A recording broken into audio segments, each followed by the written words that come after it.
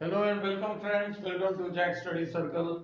10th standard और 12th standard के जो विशेष हम लोग बैचेस ले रहे हैं, क्योंकि लॉकडाउन बैचेस को हम लोग नाम दिया है। बिकॉज आप देख ही रहे हैं पूरे वर्ल्ड ओवर में 212 कंट्रीज, आज मैं कहीं पढ़ रहा था 212 कंट्रीज लॉकडाउन में इस टाइम पर।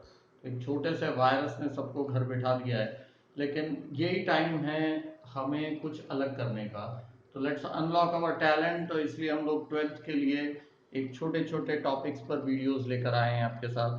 कुछ वीडियोस मैं पूरा पूरे चैप्टर के वीडियोस ना लेते हुए हम स्निपेट्स लेंगे, टारगेट बनाएंगे कि ये टारगेट है, इसको स्ट्राइक करना है। जैसे कि फिजिक्स फिजिक्स में हम लोग डेरिवेशंस को स्ट्राइक करेंगे। बाकी आप लेसन पढ़िए, डाउट्स पूछिए, उस डाउट के बेस पे हम लोग डिस्कस कर सकते हैं, ऑडियोज के थ्रू कर सकते हैं। बट डेरिवेशंस के लिए हमें वीडियो की तरफ जाना पड़ेगा।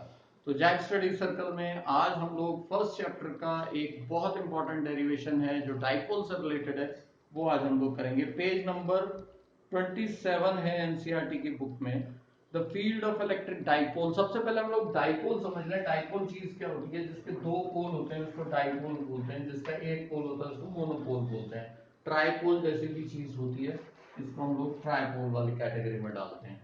तो क्या डाइपोल पर अगर हम आए तो डाइपोल मतलब इक्वल एंड ऑपोजिट चार्जेस होने चाहिए। अगर यहाँ पे प्लस क्यू चार्ज है तो यहाँ हमेशा माइनस क्यू चार्ज होगा, and separated by a finite distance. और ये डिस्टेंस हम लोग 2a से रिप्रेजेंट करते हैं आमतौर पे।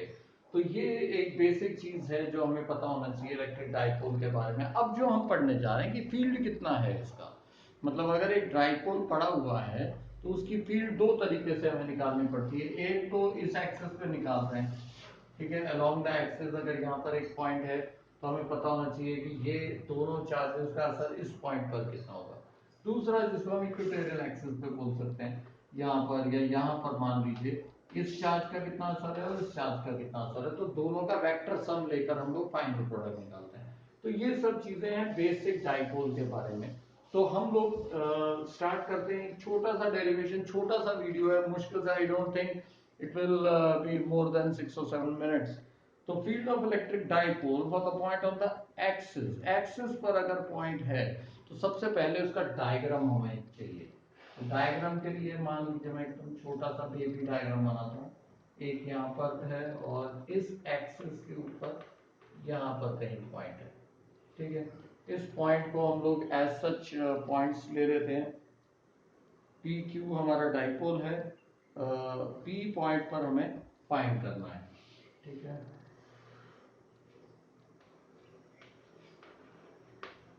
इस तरीके से हमारे पास एक प्लस क्यू चार्ज एंड एक माइनस क्यू चार्ज ले लेते हैं हम लोग, और एक टेस्ट चार्ज जो हम लोग फाइंड करना चाहते हैं जो बाहर है हमारे इससे। तो इसके बेस पर जब हम लोग निकालते हैं प्लस क्यू से जो वैल्यू निकालेंगे, अब देखोगे आप कि यहाँ पर ये है सेंट्रल मोस्ट पॉइंट। यहाँ से यहाँ तक का डिस्टेंस ये होगा, यहाँ से यहाँ तक का डिस्टेंस ये होगा। अगर मैं यहाँ पर सेंट्रल मोस्ट पॉइंट से जिस पॉइंट को मुझे निकालना है उसका डिस्टेंस अगर मैं r ले लेता हूँ, तो इस पॉइंट से या इस चार्ज के कारण कितना इलेक्ट्रिक इफेक्ट होगा उस पर वो निकालना है, अगेन माइनस क्यू के लिए।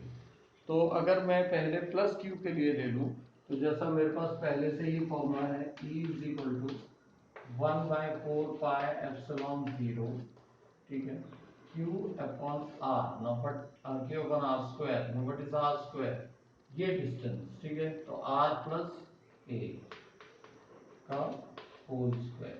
कभी भी याद रखिए अगर मुझे टोटल इफेक्ट निकालना है तो मैं इसको कट शॉर्ट कर रहा हूँ, ये टोटल इलेक्ट्रिक फील्ड ले लेता हूँ। तो प्लस 1/4πε0, ठीक है, क्यू अपॉन यहाँ पे क्या आएगा, इसके कारण कितना होगा, ये टोटल r था उसमें से ए हटा देंगे तो r माइनस ए का होल स्क्वायर, ठीक है। मैंने थोड़ा सा शॉर्टकट लिया है टोटल रिजल्टेंट निकालने के लिए, दोनों के चार्जेस एक साथ ले लिए मैंने, ठीक है। इसके साथ पी भी लगाया जाता है, this is only for a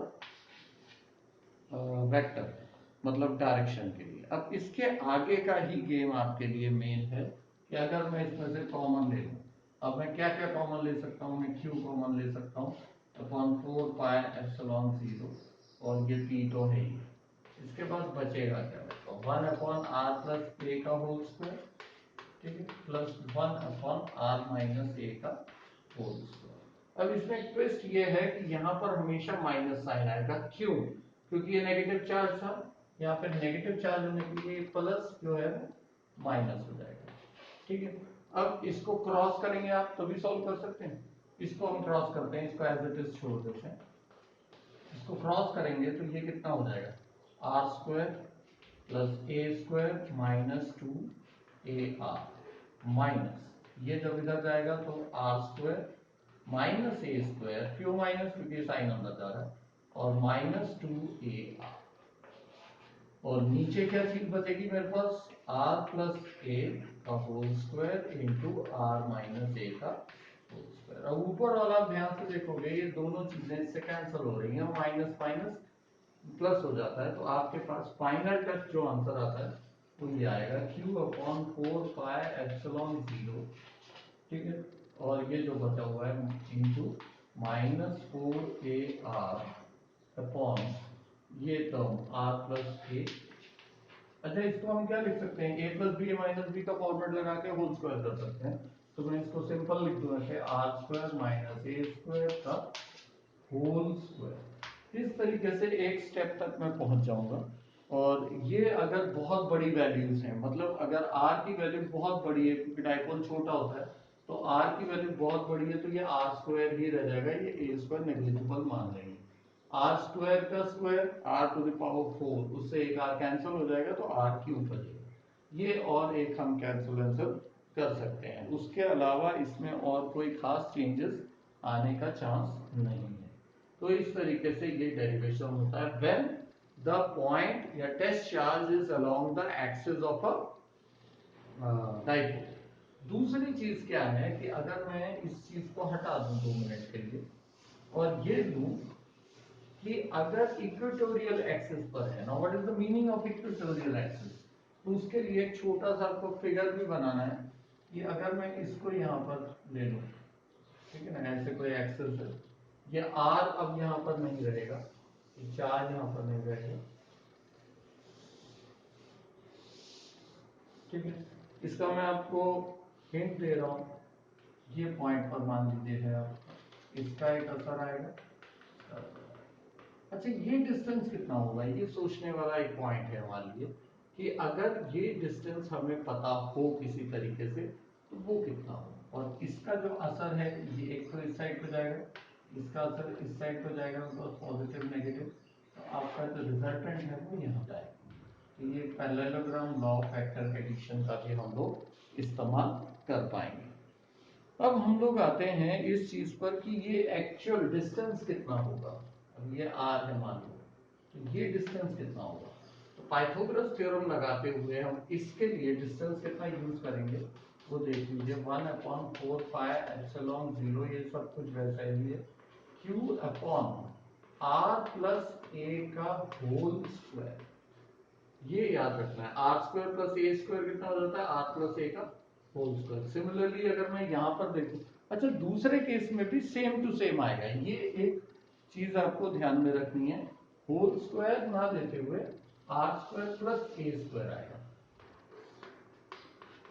Pythagoras, और प्लस लगाते हुए 1/4πε0 अगेन q/r² + a। अब ये क्या चीज है कि दोनों सेम कैसे आ रहे हैं, तो दोनों सेम इसलिए आ रहे हैं क्योंकि दोनों का डिस्टेंस तो सेम ही है, डिस्टेंस में तो कोई फर्क नहीं आया ना। एक्सिस पर जब था तब एक बार प्लस और एक बार माइनस हो रहा था, तो ये एक चीज आपको याद रखनी है। दोनों को मैं ऐड करूंगा तो ये याद रखना है आपको कि ये जो एंगल है ये भी हमें कंसिडर करना पड़ता है, क्योंकि एक्सिस या मतलब इसका जो रिजल्टेंट वो इधर को जाए, तो ये अगर थीटा है तो साथ में हमें cos थीटा लगा देना। कहीं पर भी एंगल कंसिडर करना हो तो अलोंग द एक्स एक्सिस अगर मैं लेता हूं तो दैट इज cos थीटा, और अलोंग द y एक्सिस होता है तो sin थीटा। तो इस तरीके से इसको हम लोग सॉल्व करेंगे। तो 2qa इन दोनों का एडिशन करेंगे तो आपका आंसर मिलेगा। तो इस तरीके से ये बहुत सिंपल सा डेरिवेशन है डाइपोल का, इसमें ज्यादा आपको कुछ करना नहीं है। आर इज ग्रेटर देन ए, आपको ले लेना है कि आर जो है वो काफ़ी बड़ा है ए से, तो वो भी आप रिप्लेस कर सकते हैं। तो इस तरीके से ये आपको सॉल्व करना है, ठीक है। तो इसको ट्राई करके देखिए। ज़्यादा से ज़्यादा ये है कि कॉस थीटा क्या आएगा वो आपको कंफ्यूज हो सकता है, उसकी भी मैं एक हिंट दे दूं। कॉस थीटा क्या होता है? Adjacent upon opposite. तो व्हाट इज एडजेसेंट और ऑपोजिट क्या है? R square plus A square. ये कॉस थीटा की जगह डाल के वो भी कैंसिल वगैरह करके आप लोग इसका आंसर निकाल सकते हैं। तो इसको सॉल्व करके देखिए। ये चैप्टर बहुत ज़्यादा इजी है। इस चैप्टर में बेसिक टर्म्स के बारे में है, तो वो थियोरेटिकल टर्म्स आपको करने हैं। एक और हम लोग वीडियो बनाएंगे जिसमें गॉस लॉ और उसके एप्लीकेशन के बारे में देखेंगे। बाकी इस चैप्टर में कुछ खास नहीं है। न्यूमेरिकल बहुत इंपॉर्टेंट है, न्यूमेरिकल्स ट्राई कीजिए। और अगर आपको लगता है कि हम लोग कुछ खास अच्छे से पढ़ा पा रहे हैं तो please join the chat study circle. Thank you.